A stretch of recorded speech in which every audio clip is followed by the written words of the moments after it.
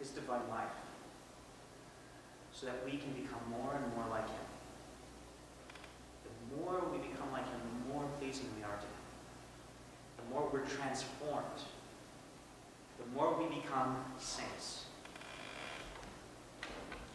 So it's not like one moment we're pleasing and one moment we're not pleasing. It's that we're not pleasing, and then we become more pleasing.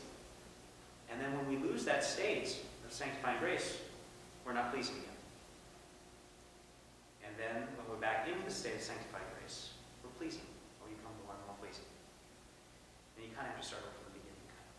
But it's easier to get back to where you were at as time goes on. So one of the doctrines is that you lose all charity when you lose sanctifying grace. You lose all merit. So you could be full of virtue, though, and even like love for man, but not have sanctifying grace because of pride. Well, no, because we're talking about, remember we have the two different ends, we have the two different destinies of flourishing and beatitude.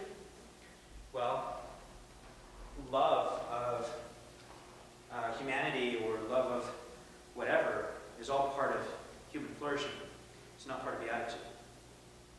So what's part of beatitude is loving your neighbor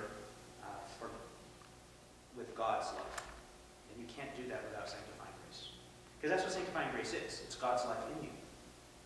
It's what allows you to love the way He loves. It's what allows you to hope in the promise.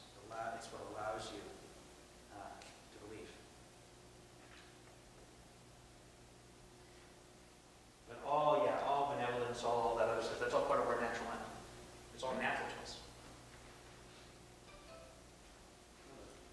I don't know who that is, whether it's me or somebody else. That's awesome. So what is that? What's at root of this difference between our view and most of the process? I mean, I'm saying a collective that isn't a real collective. There's a lot of nuance here. But what's important is to know what our position is. What do we believe as Catholics? Because I preface this whole thing on, we need to simply be Catholic, not Catholic in opposition to anybody, just simply Catholic. And so what we've come to understand about justification is that it's a process of becoming holy that God does to us through the gift of His very self, the divine nature dwelling within us. And through that process, we bit by bit, piece by piece, ounce by ounce, become more like Him.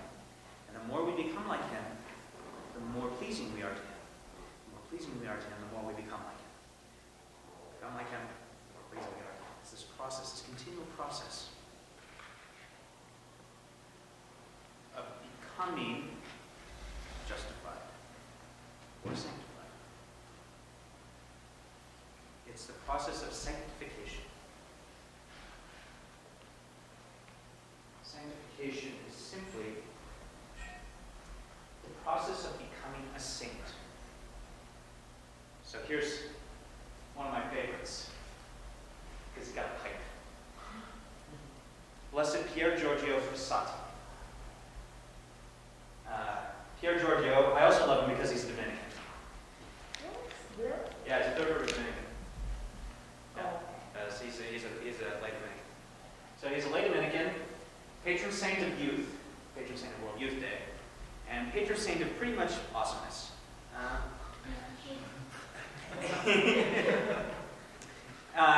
And I say that because his whole life, the short life that he had, he died in his early 30s, I think.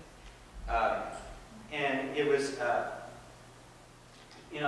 actually that was the picture that was used for his canonization, because they make these big prints for the saint that's canonized, and they drape them from the balconies in St. Peter's. And so they used this, but they like airbrushed out the pipe, which is kind of funny. I was like, come on. Just like I don't know. It's just kind of like my favorite picture of Blessed John the 23rd is a cigarette in one hand, martini in the other. But this picture actually kind of defines what Pier Giorgio was. He was a consummate outdoorsman. I mean, he was always out hiking, bringing people on hikes, and you did that praying the rosary, and you talked about the faith, Bible studies, all this other stuff. And they just said he had this tremendous love and joy. I mean, he would help people with medicine. He was buying medicine for people, like on his deathbed. His concern, he was dying, literally like dying, like moments away from death, and he was worried about the lady down the road who he was buying the medicine for, so that she would be well, and that without, he wouldn't be able to do that anymore. So he had a great concern and love for everybody. And it's because of what God has done to him. So while everything is a gift, it manifests itself in very unique ways. Each saint is very different. You have people like Pier Giorgio Frassati, who's like kind of a manly man, but really awesome. Very macho, but not machismo. And then you have people like Teresa of Lisieux, who are so sweet, makes you sick. Like reading her stuff for me is kind of like downing like 30 pixie sticks at once. It makes me like, I can't deal with it. And she was kind of a spoiled brat. And so St. Jerome was a jerk. St. Jerome was a jerk.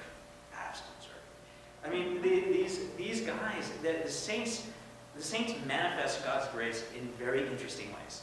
And so that's why, well, yeah, it's all gift, but it's a gift to you. And so God's life, because we're trying to become more like God, that's the whole point. God's life, as you become sanctified, as you become divinized, God's life manifests itself through you. Very unique ways. Very fascinating ways. And it wouldn't manifest itself in this world. In our Valley of Sorrows here, it would not manifest itself as uniquely if you were not a part of that, if you weren't here.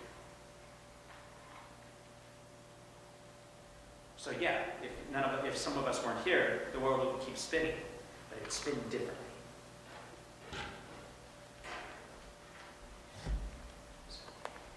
So that's kind of the hope. It's kind of become this, just in love with the Lord. I mean, every ounce of you, so that you become glorified, so that you become like Pier Giorgio, you become like John Paul II, you become like Mother Teresa, you become like all the saints in history, and you receive the crown of glory. That's what all this is for. God chooses to freely give you the gift of his life, infuse it into you, to change you, to recreate you, so that you can be priest, prophet, and king in this life and in the life to come, so that you get your crown of gold and you lay it down at the feet of Christ.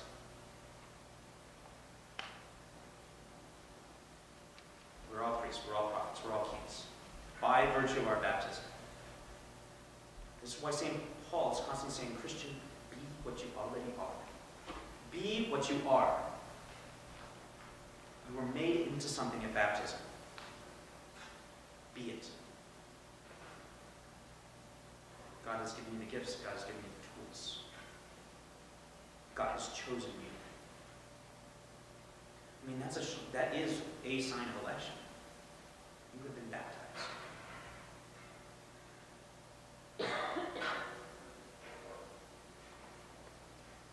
In baptism, you are justified. And the process of glorification begins. Baptism.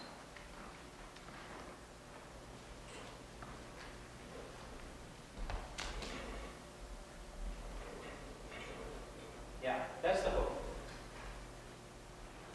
That's the hope. The hope is to be numbered